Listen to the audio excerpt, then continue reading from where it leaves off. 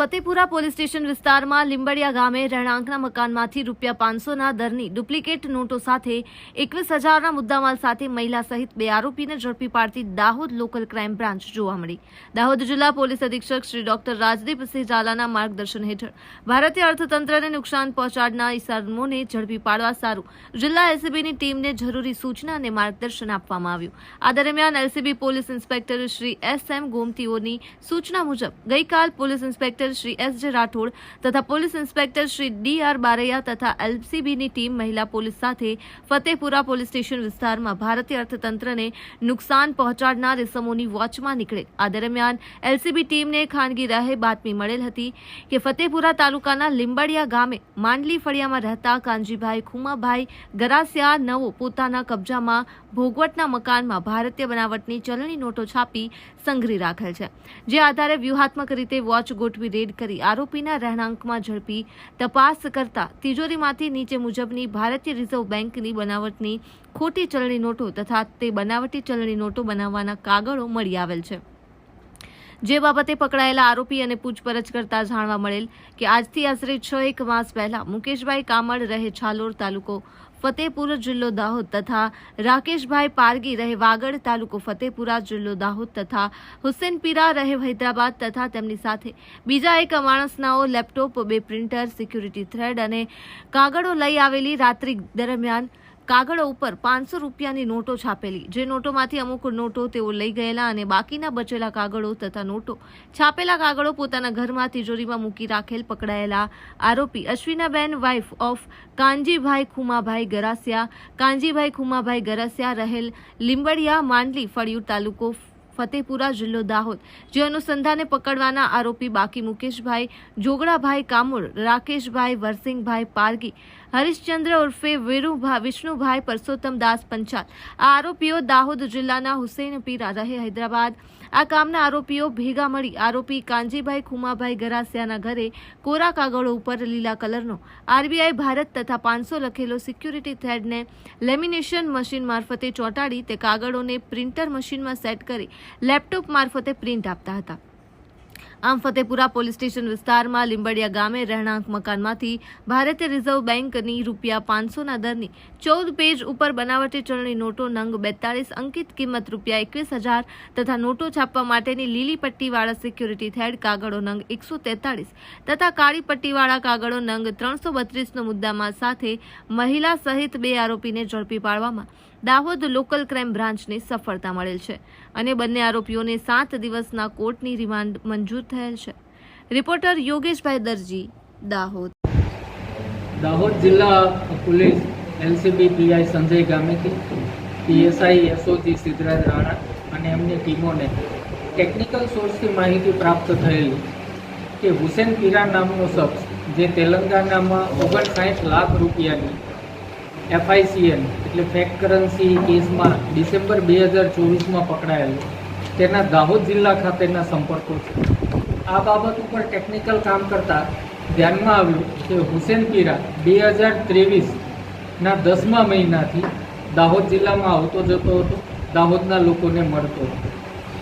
Meanwhile Rajasthan police દ્વારા જે case દાખલ કરવામાં આવ્યો એ કેસમાં પણ સંલગ્ન લોકોના નામ ધ્યાન પર આવ્યા।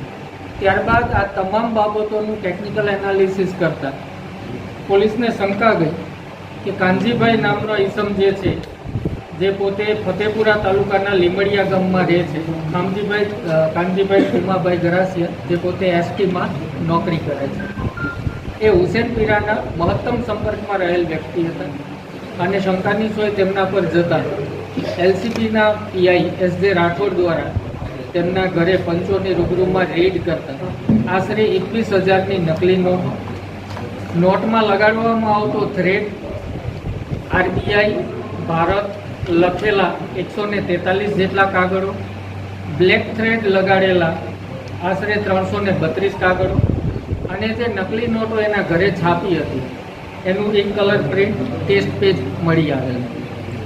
આ કાંજીભાઈ અને એમના પત્નીનાઓની ધરપકડ કર્યા બાદ તેમની પૂછપરછમાં એ ધ્યાનમાં આવ્યું કે 10મા મહિનામાં તેમને મુકેશ પંચાલ નામનો ઈસમ જે છે સંજેલીના પેથાપુરનો વતની છે, શાકભાજીનું કામ કરે છે, એના દ્વારા તેઓ હુસેન પીરાના સંપર્કમાં આવેલા. પોતે નકલી નોટ ખરીદવાની ઈચ્છા દર્શાવતા આ મુકેશ, અન્ય એનો એક સાથીદાર, એક બીજો મુકેશ કમોર, કાનજીભાઈ અને હુસેન પીરાનાઓ ભેગા થયા. લીંબડિયા ગામે એમના ઘરે પ્રિન્ટર અને એ સંસાધનો લાવી હુસેન પીરાએ નોટો છાપી. આ નોટો ચકાસણી કરવા માટે તેઓ માનપુર હિલ ખાતે અન્ય એક વ્યક્તિને મળ્યા. તેણે જણાવ્યું કે આ નોટો ચાલશે નહીં, જાડી સાઇઝની છે. ત્યારબાદ આણે ના પાડી કે આ નોટ નહીં ચાલે. એટલે હુસેન પીરાએ એની પાસેથી 80,000 રૂપિયા લીધા સારો કાગળ લેવા માટે અને ત્યારબાદ જતો રહેલો. આજથી 8 મહિના પહેલાં હુસેન પીરા જાફર નામના ઈસમ સાથે ફરી પાછો આવ્યો. ફરી પાછા આ લોકો ભેગા થયા અને એમણે નોટો છાપી. એ નોટો પૈકી આ 21,000ની નોટો પકડાઈ છે, આ કાગળો પકડાયા છે. પ્રિન્ટર 2 પ્રકારના આ લોકો યુઝ કરતા હતા અને થ્રેડ સેટ કરવા માટે ઇસ્ત્રીનો ઉપયોગ કરતા હતા. સ્પેશિયલ ક્વોલિટીના કાગળો આ લોકો લાવતા હતા. આ સમગ્ર કાવતરું જે છે આ 8 રાજ્યોમાં ચાલતું હતું. કેરલા, તેલંગાના, આંધ્રપ્રદેશ, મધ્યપ્રદેશ, મહારાષ્ટ્ર, રાજસ્થાન, ઉત્તરાખંડ અને ગુજરાત. મોટાભાગે આ હુસેન પીરા અને એની ગેંગ આદિવાસી વિસ્તારોને, ગ્રામીણ વિસ્તારોને ટાર્ગેટ કરતી હતી. એટલું જ નહીં, એમાંથી જે સ્માર્ટ લાગે એને હૈદરાબાદ ખાતે લઈ જઈ 1 મહિનાની બાકાયદા આ લોકો તાલીમ આપતા હતા. નકલી નોટો કેવી રીતે છાપવી, નકલી નોટ સારી ક્વોલિટીની મળે એના માટે આ લોકો PDF પ્રોવાઈડ કરતા હતા. એ ઉપરાંત હુસેન પીરા અને એના ટેકનિકલ સાથીદારો જે છે રિમોટ એક્સેસથી એની ડેસ્ક એપ્લિકેશનના માધ્યમથી નોટો છાપવા માટે થઈ અલગ અલગ રાજ્યના લોકોને મદદરૂપ પણ થતા હતા. જે રાજસ્થાનના 2 યુવકો જે છે સુખરામ અને કમલેશ, જે કમલેશ દાહોદ ખાતે ભાડે મકાનમાં રહેતો હતો, આ બંનેએ પણ હૈદરાબાદમાં 1 મહિના જેટલી તાલીમ લીધેલી છે અને ત્યાં પણ નોટો છાપેલી હોવાની હકીકત ધ્યાન પર આવેલી છે. હાલમાં 2 આરોપીઓ અશ્વિનીબેન અને એમના પતિ કાનજીભાઈ ગરસિયાઓની ધરપકડ કરી લીધી છે. મુકેશભાઈ, રાકેશભાઈ અને વિષ્ણુ પંચાલ નાઓને પણ LCP ટીમ દ્વારા પકડી લેવામાં આવેલા છે. હુસેન પીરા જે છે તેલંગાની જેલમાં ડિસેમ્બર 2024ના FICN કેસમાં બંધ છે.